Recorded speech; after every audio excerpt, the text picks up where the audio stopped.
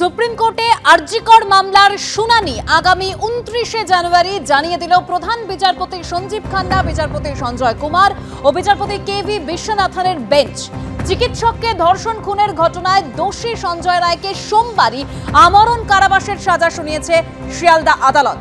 আর সেই সাজা ঘোষণার পর সুপ্রিম কোর্টে আজ আরজিকর মামলার প্রথম শুনানি হওয়ার কথা ছিল, যে শুনানি হবে আগামী 29শে জানুয়ারি এরকমই জানিয়ে দেওয়া হয়েছে। নিহত চিকিৎসকের পরিবার দাবি করেছেন যে সঞ্জয় রায় একা নন, অপরাধে জড়িত আরো কয়েকজন।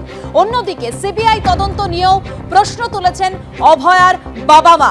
ইতিমধ্যে যে খবর পাওয়া যাচ্ছে, সুপ্রিম কোর্টে আরজিকর মামলার শুনানি আগামী 29শে জানুয়ারি। আরো বিস্তারিত তথ্য জানবো সরাসরি আমাদের প্রতিনিধি বিজেন্দ্র সিংহ আমাদের সঙ্গে রয়েছেন। বিজেন্দ্র, আজ যে শুনানি হওয়ার কথা ছিল সেটা হবে আগামী 29শে জানুয়ারি।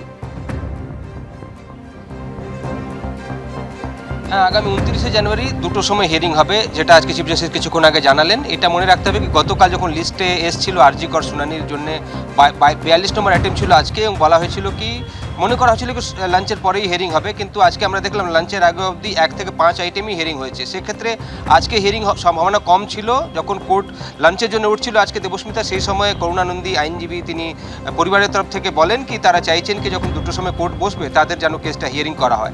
আজকে যখন দুটোর সময় কোর্ট বসলো তখন চিফ জাস্টিস নিজে থেকেই বললেন কি তাদের কাছে 3টে অ্যাপ্লিকেশন এসছে, অর্থাৎ আরজিকরের মামলাতে একটা তো যে তিলোত্তমার বাবা মা ইন্টারভেনশন অ্যাপ্লিকেশন ফাইল করেছে সেটা তো রয়েছেই, তার সঙ্গে সঙ্গে আরও 2টো অ্যাপ্লিকেশন তাদের কাছে এসেছে, অর্থাৎ 3টে অ্যাপ্লিকেশন রয়েছে তার যার শুনানির জন্য আজকে দিন ঠিক করা হয়েছিল।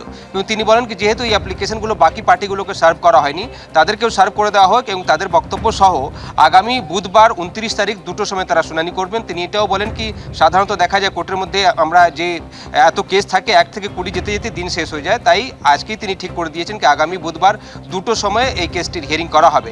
এটা মনে রাখতে হবে যে অ্যাপ্লিকেশনটা মুভ করেছিলেন নির্যাতিতার বাবা মা, তার সঙ্গে আরও 2টো অ্যাপ্লিকেশন সুপ্রিম কোর্টের কাছে এসছে, এবং গত ডিসেম্বর মাসে যখন 10 তারিখ হিয়ারিং হয়েছিল সেদিন সুপ্রিম কোর্ট বলেছিল কি নেক্সট ডেট হিয়ারিং হবে 17ই মার্চ, কিন্তু তার সঙ্গে সঙ্গে এটাও সুপ্রিম কোর্ট বলেছিল কি যদি কোনো পক্ষ মনে করে কি ট্রায়াল কোর্টে ঠিক করে ট্রায়াল হচ্ছে না বা বিলম্ব হচ্ছে, সেক্ষেত্রে তারা সুপ্রিম কোর্টে দ্বারস্থ হতে পারেন।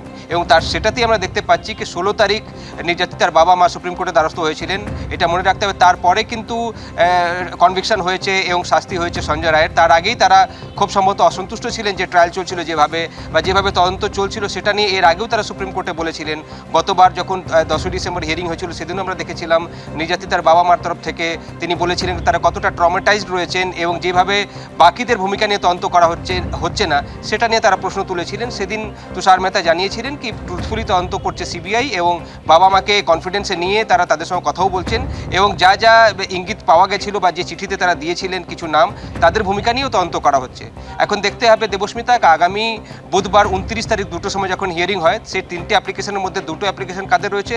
একটা অ্যাপ্লিকেশন তো আমরা জানি নির্যাতিতার বাবা মা রয়েছেন, এবং যখন অনলাইন হিয়ারিং হচ্ছিল আমি দেখলাম তারাও অনলাইন জয়েন করেছিলেন, এবং তারাও হয়তো সুপ্রিম কোর্টের দিকে তাকিয়েছিলেন কি আজকে সুপ্রিম কোর্ট কি নির্দেশ দেয়। কেন কি এর আগে যতবার হিয়ারিং হয়েছে আমরা দেখেছি তাদের আইনজীবীরা বারবারই এভিডেন্স ট্যাম্পারিংয়ের কথা বলেছেন, বাকিদের ভূমিকা নিয়ে কেন তদন্ত করা হচ্ছে না। কিছু লোকের নাম তারা দিয়েছিলেন সিন ডেলভেনাপে কোর্টের কাছে, যেটা পরে সিবিআইকে দিয়ে দিয়েছিল সুপ্রিম কোর্ট, এবং তাদের ভূমিকা নিয়ে তদন্ত করবে সিবিআই।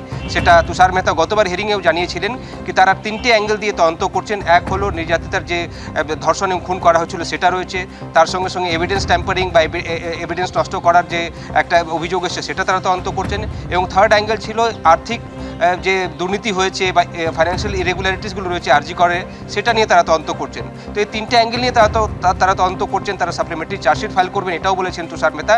তবে এটা মনেই করা হচ্ছে কি যেভাবে ট্রায়াল এগোচ্ছিল শিয়ালদা কোর্টে সেটাতে সন্তুষ্ট খুব সম্ভবত ছিলেন না নির্যাতিতার বাবা মা, তাই তারা আগেই সুপ্রিম কোর্টে দ্বারস্থ হয়েছিলেন। আজকের জন্য লিস্টেড ছিল কেস হিয়ারিংয়ের জন্য 42 নম্বর অ্যাটেম্প ছিল, কিন্তু মনে করা হচ্ছিল এত নিচে সাপ্লিমেন্টারি লিস্টে এসেছিল আজকে হয়তো শুনানি হওয়ার সম্ভাবনা কম ছিল। কিন্তু দুটোর সময় চিফ জাস্টিস জানিয়েছেন কি আগামী 29 তারিখ দুটোর সময় হিয়ারিং হবে, যেহেতু 3টে অ্যাপ্লিকেশন তার কাছে এসছে, এবং এই অ্যাপ্লিকেশনগুলো যেন বাকি পার্টিগুলোকে সার্ভ করে দেওয়া হয়, এবং আগামী 29 তারিখ দুটোর সময় তিনি সময়ও ঠিক করে দিয়েছেন শুনানির জন্য। একেবারে বিজেন্দ্র, তুমি আমাদের সঙ্গে থাকো।